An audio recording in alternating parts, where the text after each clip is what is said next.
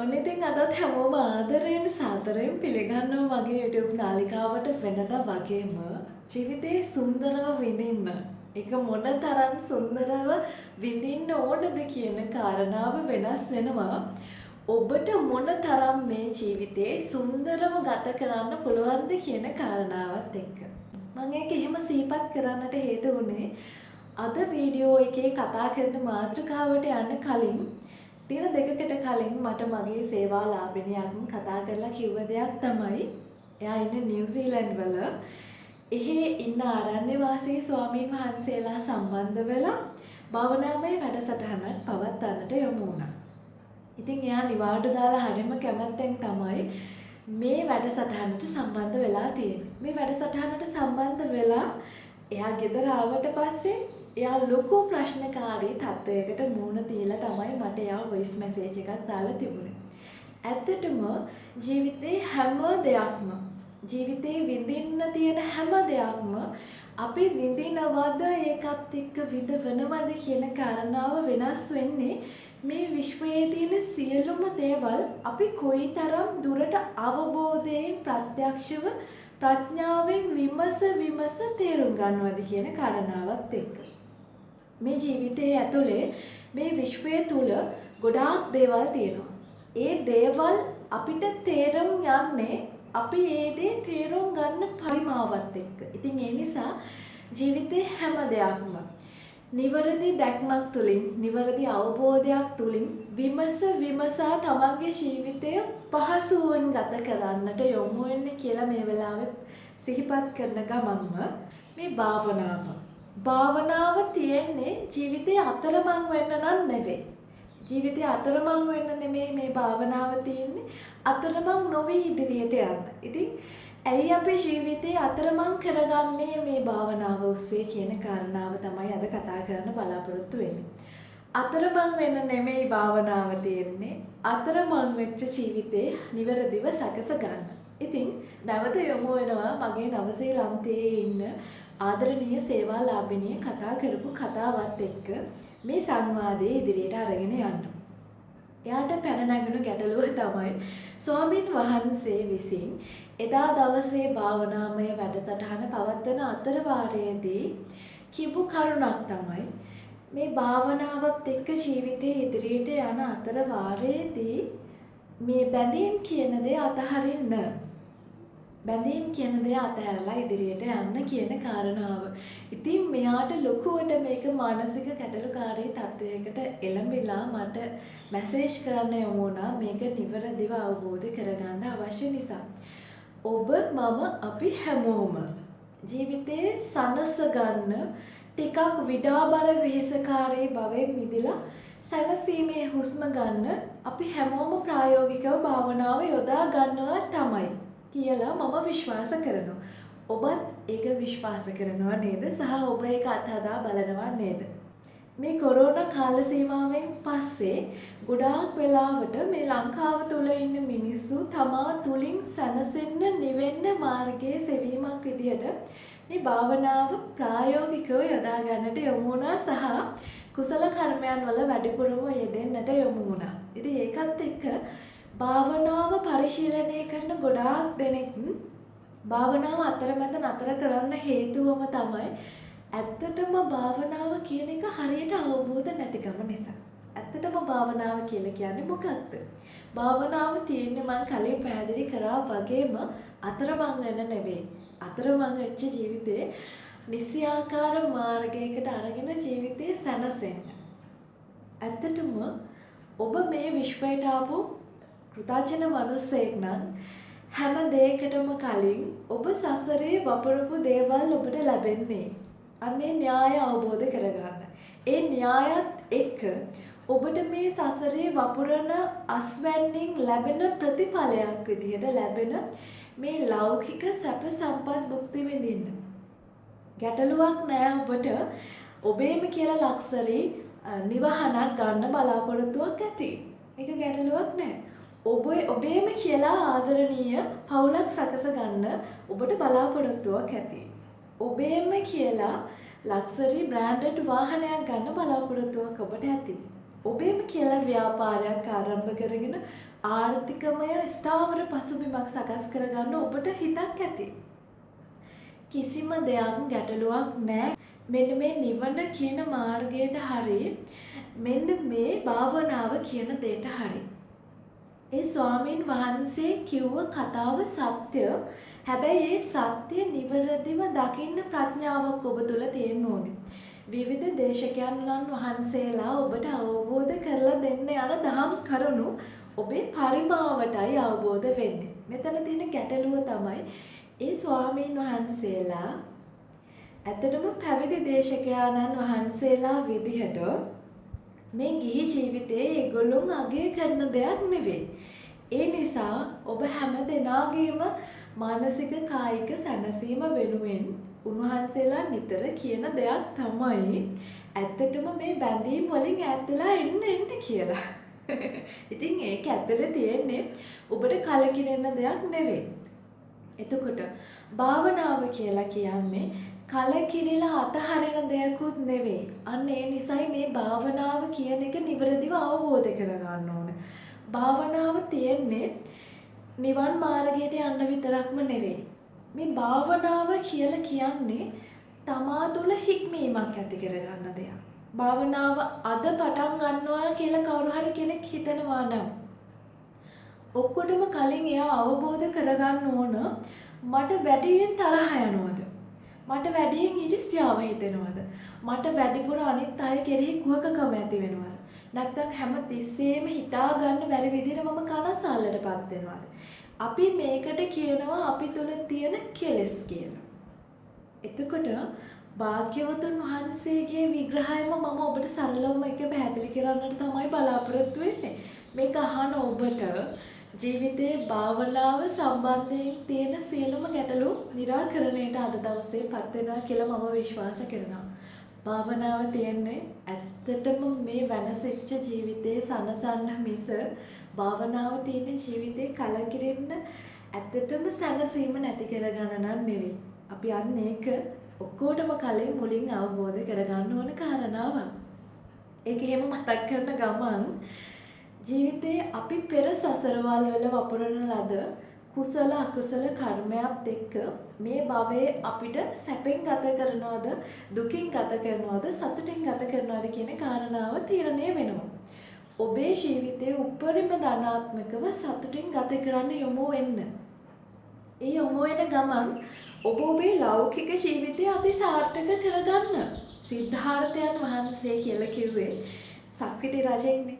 විඳින්න පුළුවන් උපරිම සැප සම්පත් විඳලා තමයි අන්නේ සැපයක් ඇති වැඩක් නැහැ කියලා අවබෝධ කරගෙනයි සදාතනික සැපේ සොයාගෙන ගියේ. ඔබ අවබෝධ කරගන්න ඕනේ අන්න ඒකයි. ඉතින් එතකොට ඔබේ ජීවිතෙන් ඔබ ලෞකික සැප සම්පත් භුක්ති විඳින්න. යාන වාහන ගේ දොර ඉඩකඩම් අධ්‍යාපනික දියුණුව වෘත්තිමය දියුණුව මේ හැම දෙයක්ම ඔබ ඇචීව් කරගන්න. ඒ ඇචීව් කරපු කෙනෙක්ට තමයි දැනෙන්නේ මේ ජීවිතේ මේ හැම දෙයක්ම මම ඇත්තටම ඇචීව් කරගෙන මම සාර්ථක මිනිස්සෙක්. හැබැයි මේ සාර්ථකත්වය කෙටි කාලීනයි. මේ භවයේදී ගත්ත දෙයක් පමණයි කියලා එයාගේ මේ ප්‍රඥාව දියුණු වෙලා නුවණින් විමසන්නට ගන්නවා. අන්න ඊට පස්සේ එයා යොමු වෙනවා ටිකක් සංසුන් වෙන්න. හිත නිවා ගන්න. භාවනා කරන්න. ටිකක් එයා තුලින්ම මේ හුදකලාව කියන එක අවබෝධ කරගන්න අගය කරගන්න යොමු වෙනවා. අන්න එහෙම තමා කියන මිනිසයාගේ අනන්‍යතාවය හොයාගන්න උත්සාහ කරන්න. අදාළ සේවා ලාභිනිය හයිලයිට් කරලම ආපු දෙයක් තමයි එතකොට ස්වාමි පුරුෂයා දරුවෝ මේ හැම කෙනෙක්ම මම දැන් අතහරින්න සූදානම් නැති නිසා මම භාවනාව කරන්න ඕනේ කොහොමද කියන දේ. ඉතින් ඒ නිසා වර්තමානයේ ඇතැම් දේශකයන්න් වහන්සේලා වුණත් මේ භාවනාව පිළිබඳ දන්නේම නැති කෙනෙක්ට අවබෝධ කරලා දෙන්න යනකොට යම් යම් ගැටලුකාරී තත්ත්වයන් නැති. අපි මේ දේවල් දිහා උපේක්ෂා සාගතව බලන ගමන් ඇත්තටම භාවනාව තුළින් තමන්ගේ එදිනෙදා ජීවිතේ පැන නගින ගැටලුකාරී තත්ත්වයන්ට ඔරොත්තු දෙන මානසිකත්වයකින් මුහුණ දෙන්න අපිට ශක්තිය ලැබෙනවා. භාවනාව කියලා කියන්නේ ලොකුවට ක්‍රීම් ගාලා අපේ ශරීරයට අධික වෙහෙසකාරී බවක් ඇති කරලා ලස්සන වෙන්න බලාපොරොත්තුවෙන් ඉන්න අයට හොඳ විසඳුමක්. ඕනම කෙනෙක් භාවනාවෙන් තමන්ගේ ජීවිතය නිස්කලංක කරගන්නවා නම්, සනස්ස ගන්නවා නම්, අන්න ඒ මිනිසයා තමන්ගේ ලෞකික ජීවිතයත් අති සාර්ථක කරගන්න ගමන් එයාට කිසිම තරගකාරීකමක් නැහැ කායිකව. මොකද එයා දන්නවා එයාට තරගකාරී බව තියෙන්නේ අතීතයේ හිටපු තමන් සම්බන්ධවයි කියලා. අතීතයේ හිටපු තමන් එක්ක තමන් සංසන්දලා ඊට සාපේක්ෂව මම මගේ ජීවිතය අති සාර්ථක කරගන්නවා කියන අරමුණේ එයා ඉන්න නිසා එයාට කිසිම කෙනෙක් එක්ක තරගකාරී බවක් නැහැ. මොකද එයාට ප්‍රත්‍යක්ෂව අවබෝධයි මේ විශ්වයේ මම වපුරපු දේවලුයි මම භුක්ති විඳින්නේ. මගේ දේ වෙන කිසි කෙනෙකුට ගන්න බෑ, වෙන කිසි කෙනෙකුගේ දේ මට ගන්න බෑ කියන දේ. ඉතින් මෙන්න මේකත් එක්ක සැනසෙනකොට අපේ ජීවිතේ අපිට ඉස්සරහට යන හරිම ලේසි මේ භාවනාවත් එක්ක. මම අර කලින් පැහැදිලි කරා වගේම තමන් කියන මනුස්සයාට විවිධ විදිහට තමන්ගේ සිතුවිලි ගත පැවතුම් අනිත් අයට පීඩාකාරී විදිහට තියෙනවා කියලා ඔබට දැනෙනවා නම් මම අර කලින් පැහැදිලි කරා වගේ ටිකක් ඉරිසියාව වැඩිපුර අපි හැමෝටම තියෙනවා. මෙන්න මේකට තමයි අපි කෙලෙස් කියලා කියන්නේ. මෙන්න මේ කෙලෙස් වල ස්වභාවය අඩු කරගන්න, තමන් කියන මිනිස්යාව උපමට්ටම් කරගන්න තියෙන හොඳම ක්‍රමවේදයක් මේ භාවනාව. මූලික මට්ටමින් අවදි කරන කෙනෙක් නම් භාවනාව මුලින්ම මෛත්‍රී භාවනාව, අසුභ භාවනාව, මරණානුස්සතිය, බුද්ධානුස්සතිය, දේවානුස්සතිය ආදී වශයෙන් මෙන්න මේකට අපි කියනවා කෙලෙස් යටපත් කරන කමඨහනක් වඩන්න. ගොඩක් දෙනෙක් නිතර අහන දෙයක් තමයි භාවනාව මුලින්ම කරන කෙනෙක් පටන් ගන්න ඕනේ කොතනින්ද කියලා. මම ඒ හැම කෙනෙක්ටම යෝජනා කරනවා කරන්න නැතුව උඩ බලාගෙන ඉන්න එපා. කරන්න නැතුව උඩ බලාගෙන ඉන්නවට වඩා ඔබ බෞද්ධයෙක් වෙන්න පුළුවන්, කතෝලික ආගමේ කෙනෙක් වෙන්න පුළුවන්, හින්දු කෙනෙක් වෙන්න පුළුවන්, ක්‍රිස්තියානි වෙන්න පුළුවන්, මුස්ලිම් වෙන්න පුළුවන්. ඔබ මොන ආගමක කෙනෙක් වුණත් ආදරයෙන් සිහිපත් කරනවා භාවනාව තියෙන්නේ යම්කිසි ආගමක් වැළඳ ගන්න නෙවෙයි, තමන් කියන මිනිස්යාව සංයමයකින් උපමට්ටම් කරගන්න. තමන් කියන කෙනා කවුද කියලා නිවැරදිව අවබෝධ කරගෙන මේ මුළු විශ්වයටම ඇඟිල්ල දික් කරන්න යන්නේ නැතුව තමන් කියන මිනිස්යාට විනයක් පනව ගන්න. ඉතින් ඒ නිසා මේ විශ්වයට ආපු හිතක් තියෙන ජීවියෙක් නම් තමන්ට කියලා විනයක් පනව ගන්න. ලෞකික ජීවිතේ මුලින් සාර්ථක කරගන්න, ඒ ජීවිතය ඇතුලේ භාවනාව උපයෝගී කරගන්න. මේ ජීවිතේ ඉන්නවා කීප දෙනෙක් කලකිරිලා වනගත වෙලා භාවනා කරන. ලෞකික ජීවිතයත් එක්ක ඉඳගෙන එදිනෙදා ජීවිතේ සාර්ථක කරගෙන භාවනාව දියුණු කරගන්න. එහෙම නැතුව ලෞකික සාර්ථකත්වයක් නැතුව භාවනා කරගෙනම ලෝකෝත්තර සාර්ථකත්වයේ බලාපොරොත්තු වෙන. ඔක්කොටම කලින් ඔබ කල්පනා කරන්න ඔබ මොන කැටගරි එකේද කියලා. හරියට අනේ පිටිසිටුතුමා විශාකා මහා උපාසිකාව වගේ මේ ලෞකික ජීවිතයක් ගත කරන ගමන්ම අර විදිහට තමන්ගේ හිත වඩාගෙන මාර්ගඵල අවබෝධ කරගන්න වගේ බලාපොරොත්තුවක් තියනවාද? නැත්නම් භාවනාව ලෝකෝත්තර දියුණුවක් විදිහට ඉදිරියට අරගෙන යනවාද කියන කාරණාව. භාවනාව කරන්න යමු වෙච්ච ගමන් පවුලයට තියෙන ප්‍රශ්නයක් තමයි මෙයා කලකිරිලා මහාන වෙන්න යනවාද කියන එක. අන්න ඒ නිසාම මේ වර්තමානයේ තියෙන මේ අනුවන මතයන් නිවැරදි මතයකින් අවබෝධ කරගන්න ඕනේ. පවුලයටත් ඔක හරියට පැහැදිලිව අවබෝධ කරලා දෙන ගමන් ඔබටත් පුළුවන් නම් මේක අවබෝධ කරගන්න. මම හිතනවා ඇත්තටම මේ භාවනාව කියලා කියන්නේ ලෞකික ජීවිතයේ සාර්ථකත්වයක් බලාපොරොත්තු වෙන කෙනෙකුට අතිශය සාර්ථකත්වයක් භාවනාව තුළින් මේ ලෞකික ජීවිතයේ සාර්ථක කරගන්න යොදා ගන්න පුළුවන්. ලෝකෝත්තර ජීවිතයේ සාර්ථක කරගන්න බලාපොරොත්තු වෙන කෙනෙක් ඉන්නවා නම් මේ භාවනාව ප්‍රගුණ කරලා එයාගේ අරමුණ ඒ විදිහටම ඉෂ්ට කරගන්න මේ ලෝකෝත්තර මාර්ගයේ අභිවෘද්ධියක් හදාගෙන නිවන් මාර්ගයට පිවිසෙන්නත් පුළුවන්. ඒ නිසා අන්න ඒ නිසයි මම පැහැදිලිව සඳහන් කරේ ඔබ අවබෝධ කරගන්න ඕන මම භාවනාව තුළින් සැනසෙනවද වෙනසෙනවද කියන කාරණාව. බුදුරජාණන් වහන්සේ දේශනා කරන්නේ භාවනාව නිවැරදි අවබෝධයෙන් කරන්න ඕනේ කියලා. ඒ නිසායි ශාස්ත්‍රඥ වහන්සේගේ මඟ අනුගමනය කරන්න කියලා වදාළේ. ඉතින් අර මම මුලින් පැහැදිලි කරා වගේම ඔබේ කෙලෙස් යටපත් වෙන්න යම්කිසි කමටහනක් ආරම්භ කරන කෙනෙක් නම් මුල් අවදියෙන් මෛත්‍රී භාවනාව හරි බුද්ධානුස්සතිය භාවනාව හරි විශේෂයෙන් මරණානුස්සති භාවනාව හරි වඩනවා නම් මේක බොහෝ සෙයින් පිටුවහලක් වෙනවා ඔබේ කෙලෙස් යටපත් කරගෙන විනයානුකූල හිතක් හදාගන්න. ඉතින් විනයානුකූල හිතක් හදාගත්තට පස්සේ ඔබේ කෙලෙස් යටපත් කරන කමටහන් දීර්ඝ කාලීනව වඩ වඩා ඒකත් එක්ක කායික සංවරය හදාගෙන අපිට එක ඉරියව්වකින් එක විදිහට ඉන්නත් අමාරු වෙන කකුල් හිර වැටෙන්න ගන්නවා කොන්දේ අමාරු හැදෙන්න ගන්නවානේ. අන්න ඒ නිසායි කියන්නේ කායික සංවරයත් ඒ අතර හදාගන්න ගම ඒක දීර්ඝ කාලයක් චුට්ටු ප්‍රගුණ කරගෙන කායික හුරුවයි කෙලෙස් යටපත් වීමේ මානසික හුරුවයි ලැබුණාට පස්සේ ඔන්න ඔබට පුළුවන් ඔබ කියන මිනිස්යාගේ මානසිකත්වයේ හැම ප්‍රශ්නයකටම ඔරොත්තු දෙන මානසිකත්වයක්. එක පාටම නිකන් කඩා වැටෙන ඍණාත්මක වෙන අර හැමෝම කියන වචන වලට තමන්ගේ කොන්ෆිඩන්ට් එක නැති කරගන්න මානසිකත්වයක් හැදෙන්නේ නැහැ එතකොට. භාවනාව කියලා කියන්නේ තමා තුලින් තමාව අවබෝධ කරගන්න මහ පුදුමාකාර මේ මුළු ලෝකෙම තියෙන්නේ තමා තුලයි කියලා අවබෝධ කරගන්න පුළුවන් ප්‍රත්‍යක්ෂ ඥානයක්. ඉතින් ඒ නිසා ඒ ඥානය හරියට ප්‍රයෝජනෙට අරගෙන තමන්ගේ ජීවිතය සාර්ථක කරගන්න කියලා මේ වෙලාවේ සිහිපත් කරනවා. ලෝකෝත්තර වශයෙන් කොහොමද අපි අපේ දිනදා ජීවිතයට මේක යොදාගන්නේ කියලා දීර්ඝ වශයෙන් අපි ඊළඟ ඉදිරි වීඩියෝ එකකින් කතා කරන්න බලාපොරොත්තු වෙනවා භාවනාවේ දිගුවක් විදිහට.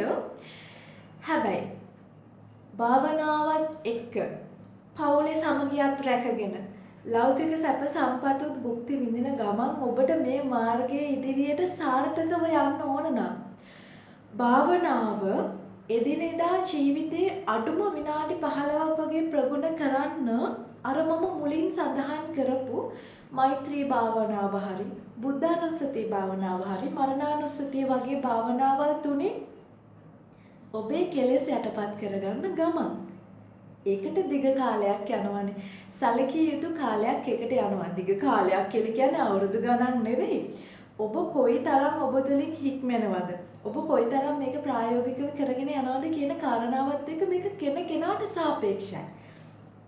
අන්න ඒකත් එක්ක ඔබට පුළුවන් ඔබ කියන කෙනාට දැන් පෞද්ගලිකව මම මගේ මේ භාවනාව ප්‍රගුණ කරන්නේ නැති තරුණ කාලේ වයස අවුරුදු 25 වගේ කාලේ මම බඩු පොලේ ගහන කෙනෙක්. ඒ තරම් අතිශය ආවේගශීලී පුද්ගලයෙක්. හැබැයි වර්තමානයේ ඉන්න තත්වයේ දක්වා පුද්ගල සංයමයක් හදාගන්න වෘත්තිමය ජීවිතය, වෘත්තිමය දැනුම, ප්‍රායෝගික දැනුමට අතරව මේ භාවනාව කියන එක තමයි ගොඩාක්ම පිටුවහලක් උනේ. ඒ නිසා අපි හැම තිස්සෙම මේ භාවනාව තුලින් සංයමයක් ඇති කරගන්න එක. හැම තිස්සෙම පුද්ගල ජීවිතය සාර්ථක කරන්න උපමට්ටම් කරන්න විශාල පිටුවහලක් සපයනවා. ඒ නිසා භාවනාව තියෙන්නේ සැනසෙන්න මිස වෙනසෙන්න නෙමෙයි කියලා අවබෝධ කරගන්න. භාවනාව ගොඩාක් වැරදියට කරලා වැරදි මත අවබෝධ කරගෙන විවිධ දේවල් ඔස්සේ හමාගෙන යන අයත් වර්තමානයේ ඉන්නකොට ඒ ප්‍රඥාවට අනුව ඒ අය ඒක ඇත්තටම උකහා ගන්න ක්‍රමවේදයට අනුවයි කියලා බැහැර කරන ගමන් ඔබ කොහොමද භාවනාව තුළින් සැනසෙන්නේ කියන කාරණාව මේ වීඩියෝ එක හරහා අවබෝධ කරගන්න කියලා ඉල්ලීමක් කරන ගමන් එහෙනම් ජීවිතේ භාවනාව තුළින් සැනසෙන්න වෙනසීමක් ඇති නොකර ගන්න කියලා මේ වෙලාවේ සිහිපත් කරන ගමන් අද වීඩියෝ එකකින් සමුගෙන නැවත භාවනාවේ දිගුවක් වීඩියෝ එකෙන් නැවත හමු වෙමු කියලා මේ වෙලාවේ සිහිපත් කරනවා.